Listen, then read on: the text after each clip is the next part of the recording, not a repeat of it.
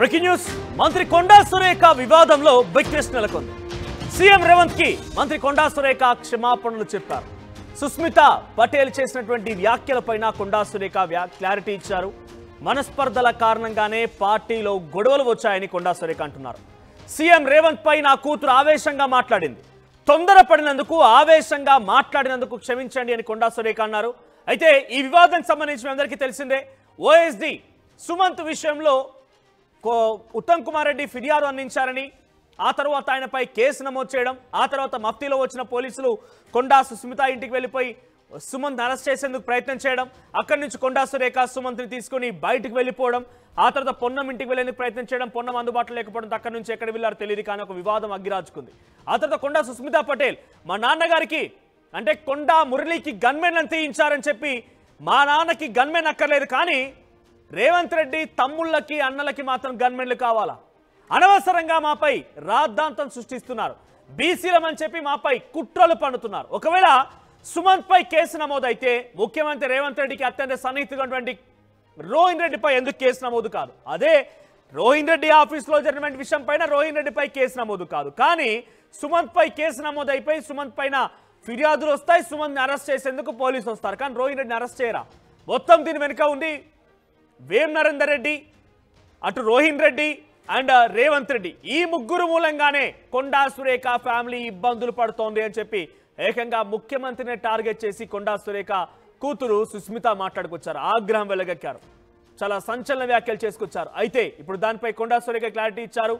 క్షమించు అన్న, కొన్ని మనస్పర్ధల కారణంగా ఈ గొడవలు జరిగాయి పార్టీలో, నా కూతురు ఆవేశంగా మాట్లాడింది, తొందరపడినందుకు ఆవేశంగా మాట్లాడేందుకు క్షమించు అన్నా అని చెప్పి ముఖ్యమంత్రి రేవంత్ రెడ్డిని క్షమాపణలు కోరారు కొండా సురేఖ. ఒకసారి కొండా సురేఖ ముఖ్యమంత్రిని క్షమాపణలు కోరినటువంటి ఆ వీడియో చూద్దాం.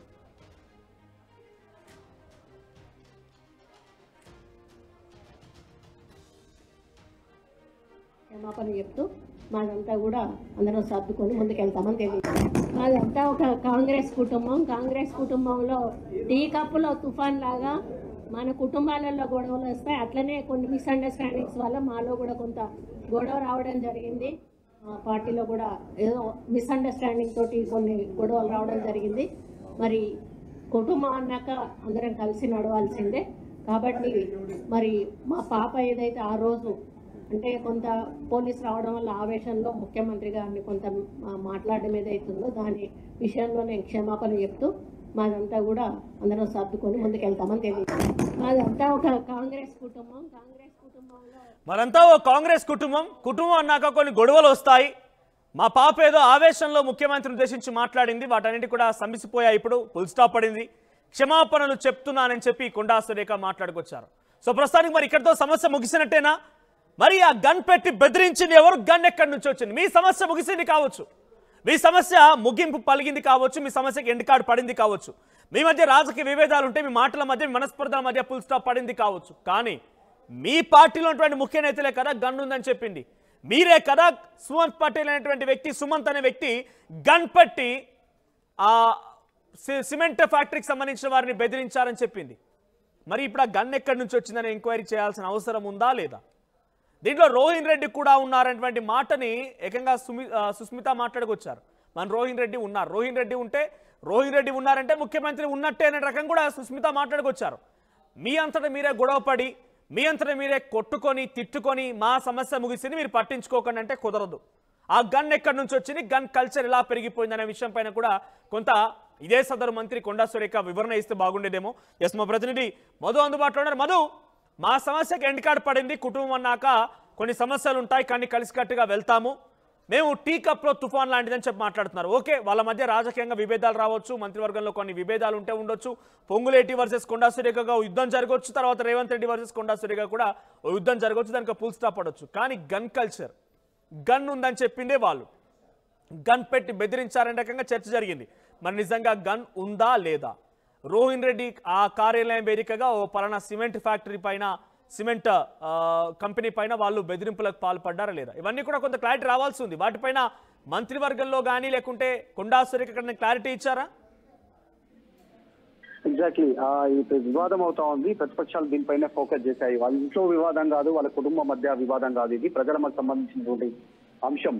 ఎక్కడైతే టెండర్ల విషయం అటవీ భూములకు సంబంధించినటువంటిది ఒక డెక్కన్ సిమెంట్ కి సంబంధించినటువంటి వారిని బెదిరించినటువంటి అంశం అసలు ఓత్ ఆఫ్ సీక్రసీ ఉంటుంది అనేటువంటిది కూడా కేటీఆర్ మాట్లాడారు. మీరు ప్రమాణ స్వీకారం చేసేటప్పుడే మంత్రిగా ప్రమాణ స్వీకారం చేసేటప్పుడు ప్రభుత్వ పరంగా తీసుకోబోయేటువంటి నిర్ణయాలు ఎవరికి తెలియజేయము అనేటువంటిది ఓత్ ఆఫ్ సీక్రసీ ఉంటుంది, అది అతిక్రమించారు.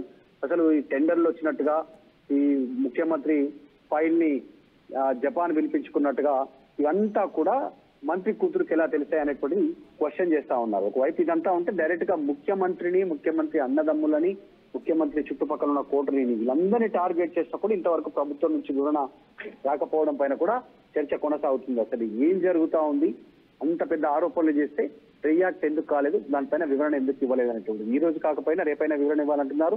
ఈ రోజు మధ్యాహ్నం 3 గంటలకి బీఆర్ఎస్ పార్టీకి సంబంధించినటువంటి నాయకులు జూబ్లీస్ పోలీస్ స్టేషన్ లో ఫిర్యాదు చేయబోతా ఉన్నారు. డెక్కన్ సిమెంట్ విషయంలో ముఖ్యమంత్రి ముఖ్యమంత్రి అనుచరుల పైన కొండా సురేఖ కూతురు చేసినటువంటి వ్యాఖ్యల విషయంలో కావచ్చు, గన్ అనేటువంటి అంశాన్ని కావచ్చు, వీటన్నిటిపైన ఆయన ఫిర్యాదు చేయబోతా ఉన్నారు. బీఆర్ఎస్ ఈ వివాదం ఇక్కడితో ముగిసేలా లేదు. కొండా సురేఖ నిన్న మాట్లాడుతూ మంత్రివర్గం సమావేశం అయిపోయిన తర్వాత జరిగిన మీడియా సమావేశంలో ఆమె మాట్లాడే ప్రయత్నం చేశారు, ఎక్కడో పులి స్టాప్ పెట్టే ప్రయత్నం చేశారు. కానీ దాన్ని యాక్సెప్ట్ చేయడానికి సిద్ధంగా లేము, దీన్ని విచారణ జరగాల్సిందే, సిట్టింగ్ జడ్జితో అనేటువంటి డిమాండ్ ని బీఆర్ఎస్ తెరపైకి తీసుకొస్తా ఉంది. ఏం జరుగుతుందో చూడాలి. వాళ్ళు పులి స్టాప్ పెట్టినా ఈ అంశం ఇక్కడ ఇన్ జనరల్ గా మా కుటుంబం ఉంది, మా కుటుంబంలో సమస్యలు ఉన్నాయి, కుటుంబ సమస్య ముగిసింది అనడానికి అది అన్నదమ్ముల మధ్య పంచాయతీయో లేదంటే భూమి తగాదాల గురించి వారసులో లేకపోతే ఇరుగు పొరుగు వాళ్ళలో ఇంటి ముందున్న సమస్యలో కాదు. ఇవన్నీ ప్రభుత్వంలో ఒక సంస్థ ఇక్కడ ఒక వ్యాపారాన్ని స్టార్ట్ చేయబోతూ ఉంటే అందులో ఇన్వాల్వ్ అయినటువంటి ఒక ముఖ్యమంత్రి అనుచరుడు, ఆ తర్వాత ఒక మంత్రికి సంబంధించిన ఓఎస్డీ వ్యవహారం, గన్ కల్చర్, గన్ పెట్టి బెదిరించారు, ఒక మంత్రి ఫిర్యాదు చేయడం, పోలీసు యంత్రాంగం వెళ్ళి అరెస్ట్ చేయడానికి ప్రయత్నం చేయడం, ఇదంతా ప్రజలకు సంబంధించిన అంశం.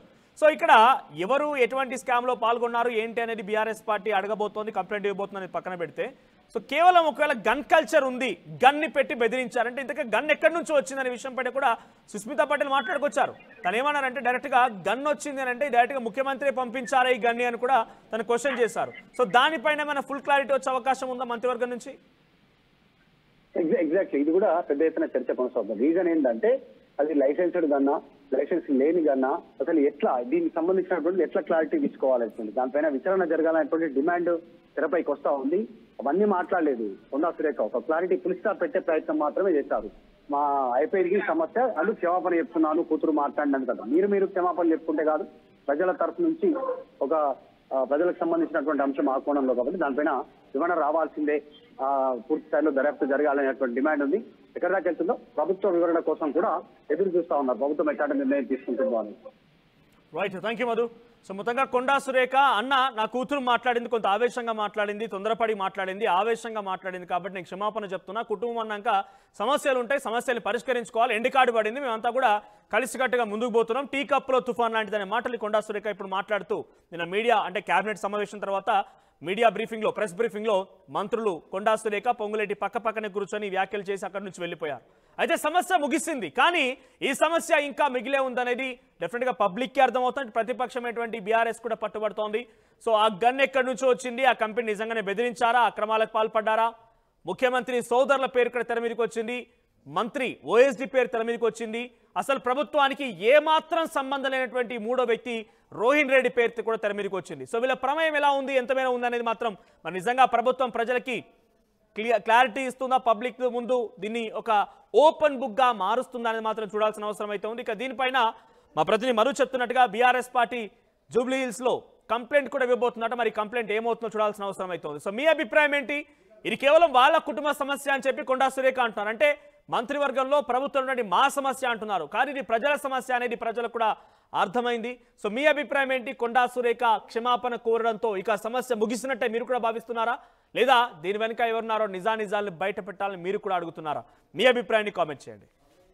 మన కుటుంబాలలో గొడవలు వస్తాయి, అట్లనే కొన్ని మిస్అండర్స్టాండింగ్స్ వల్ల మాలో కూడా కొంత గొడవ రావడం జరిగింది. కుటుంబంలో వచ్చినట్టే మా పార్టీలో కూడా ఏదో మిస్అండర్స్టాండింగ్ తోటి కొన్ని గొడవలు రావడం జరిగింది. మరి కుటుంబం అన్నాక అందరం కలిసి నడవాల్సిందే.